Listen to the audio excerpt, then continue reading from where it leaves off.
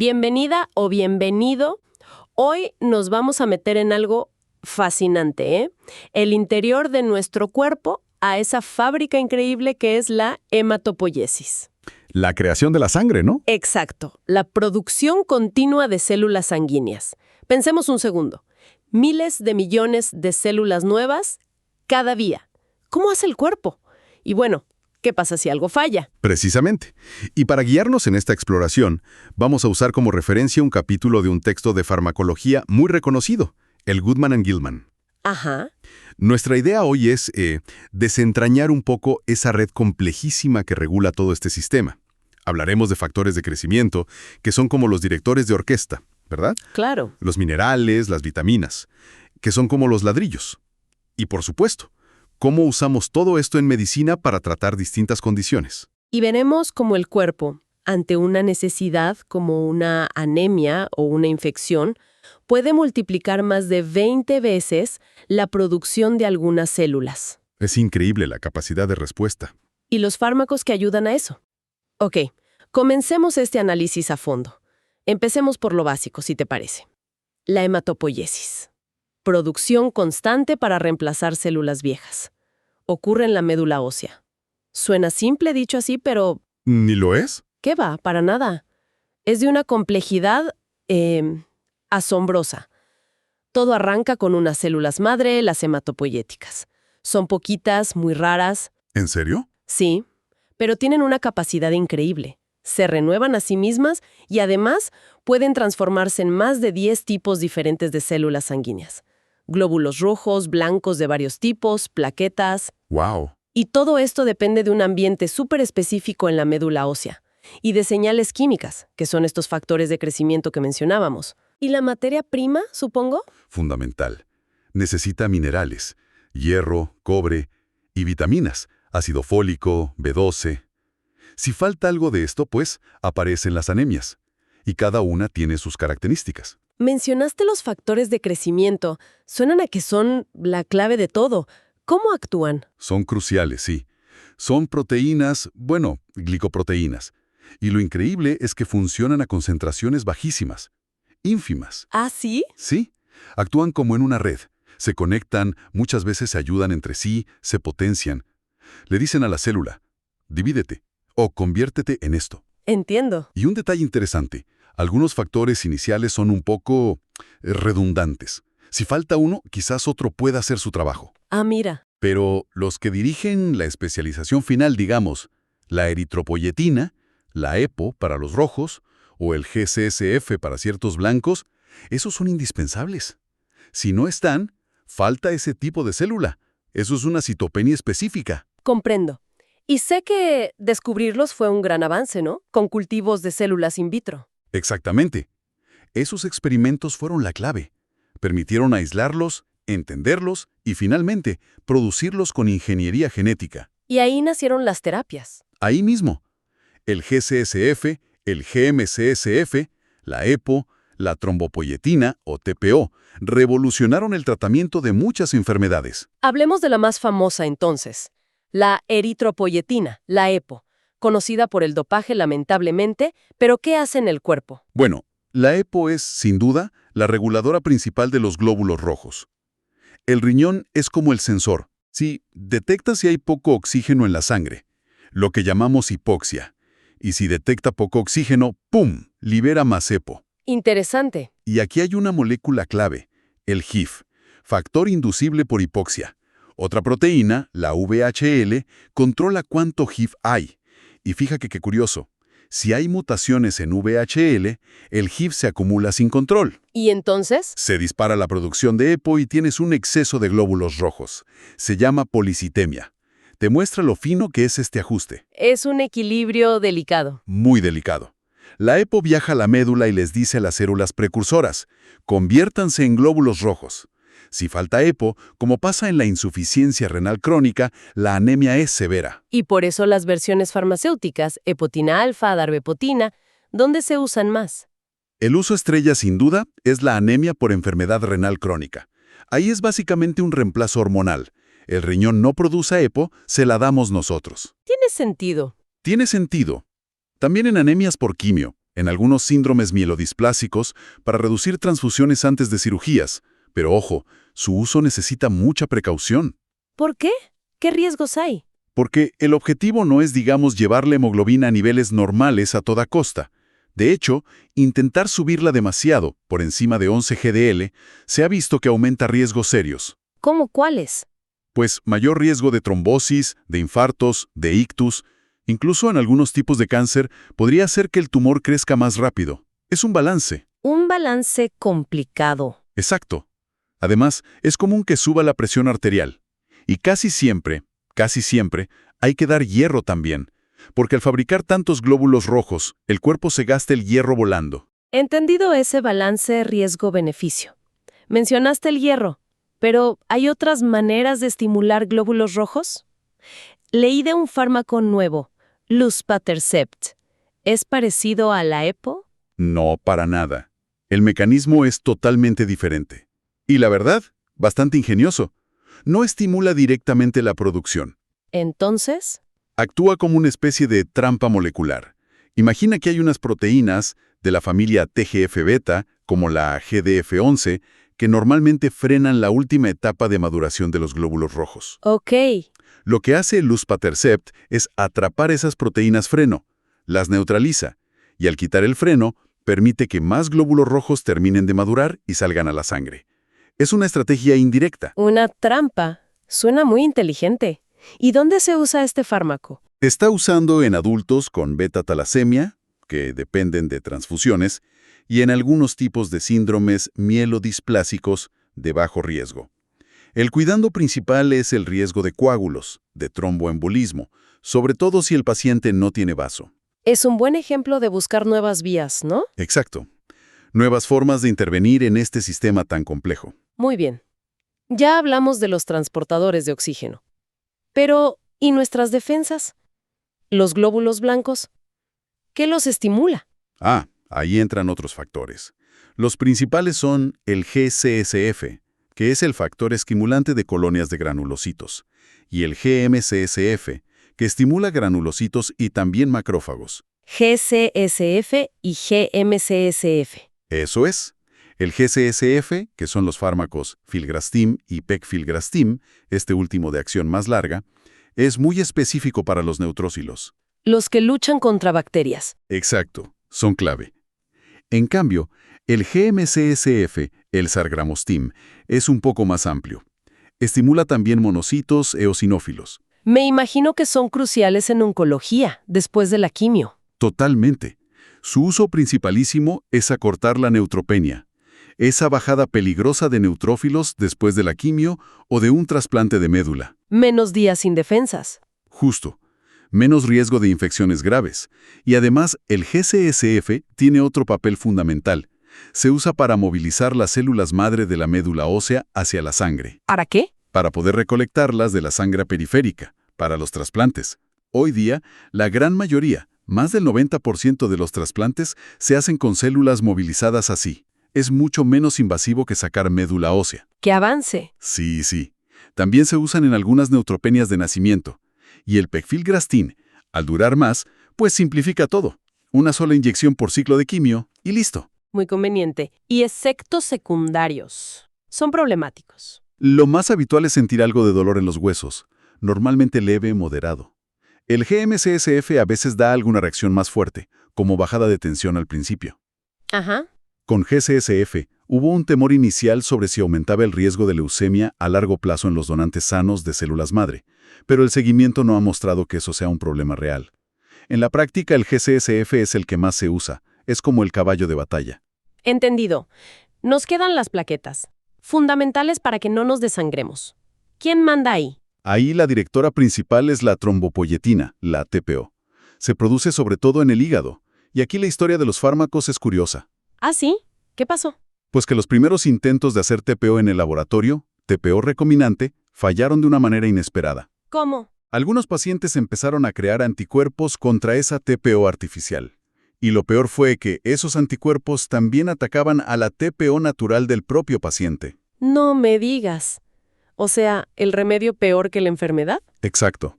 Les causaba una trombocitopenia, una bajada de plaquetas aún peor, Un efecto paradójico total. Vaya. ¿Y cómo se solucionó? Pues con ingenio. Se diseñaron moléculas totalmente diferentes, que no se parecen a la TPO natural, pero que son capaces de activar el mismo receptor en las células. Como si usaras una llave diferente para la misma cerradura. Imitadores, pero distintos. Eso es, son los agonistas del receptor de TPO, los TRAS. Y así se evita el problema de los anticuerpos. Hay varios. Romiplostim, que se inyecta cada semana, el Trombopag, que es oral, diario, y otros más nuevos también orales, como Avatrombopag, Lusutrombopag. ¿Y para qué se usan estos imitadores de TPO? Su indicación principal es la PTI, la púrpura trombocitopénica, inmunecrónica, cuando otros tratamientos ya no funcionan. Ok. También para subir las plaquetas un tiempo, antes de una cirugía o un procedimiento invasivo, en gente con enfermedad del hígado. Y el Trombopag sirve además para la anemia plásica severa. Pero, de nuevo, con cuidado. Siempre el balance. ¿Riesgos así? El principal, la trombosis, la formación de coágulos, especialmente con el Trombopag si hay enfermedad hepática avanzada. También puede aparecer algo de fibrosis en la médula, aunque suele quitarse si paras el fármaco. ¿Fibrosis? Sí, como cicatrices. Y si lo quitas de golpe, las plaquetas pueden caer bruscamente. Y un punto súper importante, el objetivo no es llevar las plaquetas a un número normal. Ah, no. No, el objetivo es llevarlas a un nivel seguro, un nivel que evite sangrados graves. No hace falta normalizarlas. Hubo otro fármaco antes, la interleucina 11, pero tenía demasiados efectos secundarios, sobre todo de retención de líquidos, problemas cardíacos, así que casi no se usa. Queda clarísimo que regular esto es un arte, y las terapias tienen sus bemoles. Cambiemos un poco el enfoque ahora. Hablamos de los directores, los factores de crecimiento, pero ¿qué hay de los materiales? El hierro, sinónimo de sangre fuerte, ¿no? ¿Por qué es tan vital? Es que es absolutamente esencial, no solo para la hemoglobina, que transporta el oxígeno en los glóbulos rojos, también para la mioglobina, que lo guarda en los músculos, y para un montón de enzimas del metabolismo energético. O sea, no solo para la sangre. Glóbulos rojos chiquitos y pálidos, microcítica, hipocrómica. Pero va más allá. Afecta a los músculos, el desarrollo del cerebro en niños. ¿Y por qué falta? Pues, dieta pobre, mala absorción en el intestino, pérdidas de sangre, digestivas, la regla en mujeres, o porque necesitas más, embarazo, crecimiento rápido. ¿Y el cuerpo cómo maneja un mineral tan crucial? Me imagino que lo cuida mucho. Muchísimo. El cuerpo es súper ahorrador con el hierro. Un hombre pierde apenas 1 miligramo al día. Imagínate. Poquísimo. Poquísimo. Por eso, la clave de todo está en controlar cuánto hierro absorbe del intestino. Ahí está el punto de control principal. ¿Y cómo lo hace? El hierro de la comida entra en las células del intestino por un transportador, el DMT1. Y para pasar de ahí a la sangre usa otro, la ferroportina, como una puerta de salida. Una vez en la sangre viaja pegado a una proteína, la transferrina.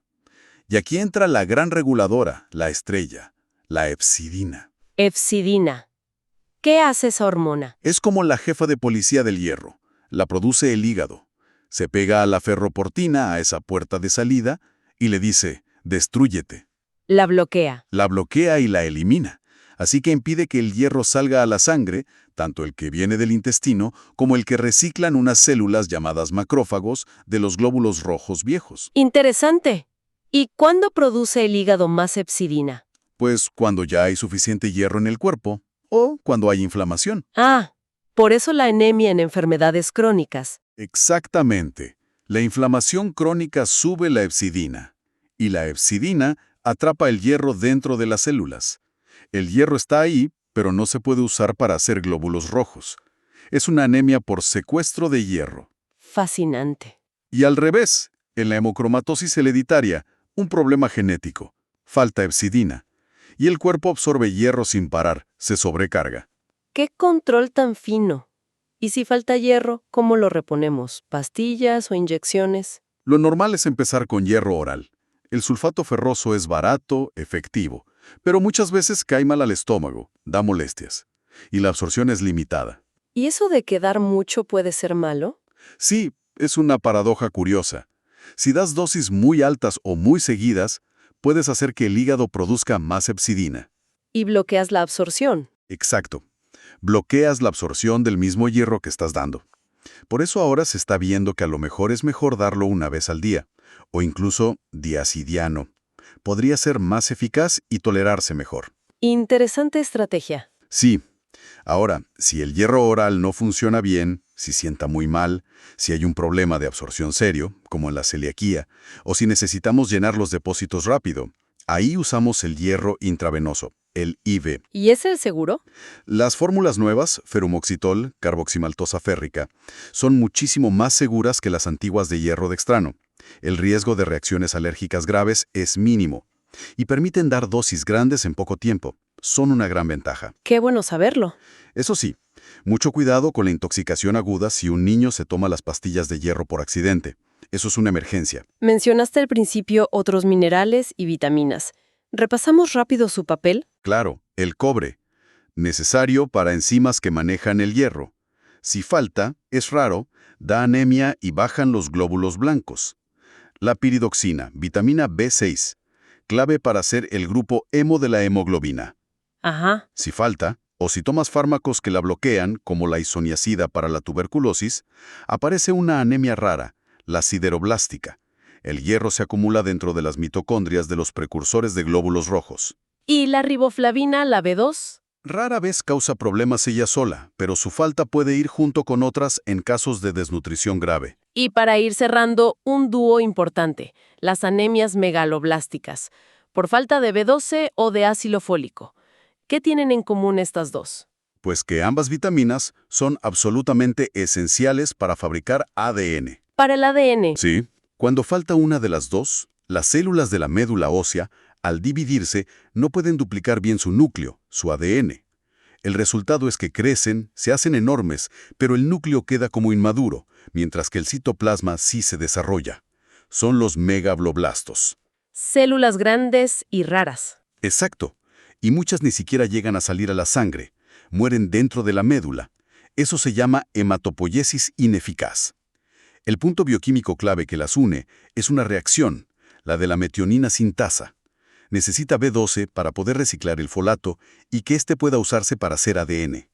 Si no hay B12, el folato se queda como atrapado en una forma que no sirve. Entiendo la conexión. Hablemos de la B12, la cobalamina. Normalmente falta porque no la comemos. Muy rara vez. Solo si sigues una dieta vegana súper estricta y no tomas suplementos, porque está sobre todo en alimentos de origen animal. Lo más común, por lejos, es un problema de absorción. ¿Cómo cuál? La causa clásica es la anemia perniciosa. Aquí el sistema inmune ataca a las células del estómago que producen el factor intrínseco. Factor intrínseco. Es una proteína necesaria para que la B12 se pueda absorber en la parte final del intestino delgado, el íleon. Sin factor intrínseco, no absorbes B12. Otras causas son enfermedades o cirugías que afecten ese trozo de intestino. ¿Y por qué es tan importante la falta de B12, aparte de la anemia? Porque causa daño neurológico. Y esto es crucial. Puede afectar la médula espinal, los nervios periféricos. ¿Síntomas neurológicos? Sí, hormigueos, debilidad, problemas para caminar, pérdida de equilibrio, incluso problemas de memoria o demencia. Y lo más peligroso, este daño neurológico puede empezar antes de que la anemia sea muy evidente, y si no lo tratas rápido, puede ser irreversible. Qué importante detectarlo a tiempo. Fundamental. A veces hay que medir no solo la B12 en sangre, sino otras cosas como el ácido metilmalónico, que es más sensible. Y el tratamiento suele ser con inyecciones de B12, muchas veces para toda la vida. ¿Y el ácido fólico? ¿Es parecido? Su falta es más común. Aquí sí que la dieta puede ser un factor importante si comes pocos vegetales de hoja verde frescos, porque el calor destruye el folato. Ah, importante cocinar poco las verduras. Sí, también la mala absorción, como en la celiaquía. Y una causa muy frecuente es el alcoholismo crónico. El alcohol interfiere mucho con el folato. Otras causas. Necesitas más, embarazo, anemias donde se fabrican muchas células o algunos fármacos. ¿Y los síntomas de falta de folato? ¿También neurológicos? No. Esa es la gran diferencia. Da una anemia megaloblástica idéntica a la de la B12, pero en general no causa los problemas neurológicos. Pero es importante por otras cosas, ¿verdad? Claro. Es fundamental tomar suficiente folato antes y durante el embarazo para prevenir defectos graves en el desarrollo del tubo neural del bebé, como la espina bífida. Se trata fácil, con pastillas de ácido fólico. Pero, mucho ojo con algo. ¿Con qué? Nunca trates una anemia megaloblástica solo con ácido fólico sin estar completamente seguro de que no falta también B12. ¿Por qué? Porque si solo das folato y el problema de fondo es la B12, la anemia puede mejorar un poco, sí, pero estarías enmascarando la falta de B12 y permitiendo que el daño neurológico siga avanzando silenciosamente. Siempre hay que descartar las dos cosas. Una advertencia crucial. Bueno, ha sido un recorrido intenso, pero de verdad fascinante. Desde esas células madre iniciales hasta terapias súper específicas, la fabricación de nuestra sangre es un universo de complejidad. Sin duda alguna. Y nos deja pensando, ¿no? ¿Qué tan cerca estaremos de poder, digamos, afinar la hematopoiesis a nuestro antojo? No solo para arreglar problemas, sino quizás para potenciar la inmunidad o ayudar a reparar otros tejidos. La interacción entre lo que comemos, nuestra genética y toda esta red de señales sigue siendo un campo enorme por explorar. Una reflexión final excelente. Entender estos mecanismos no solo es vital para la medicina actual y futura, sino que creo nos da una nueva apreciación por esa maquinaria increíble que silenciosamente nos mantiene vivos cada segundo.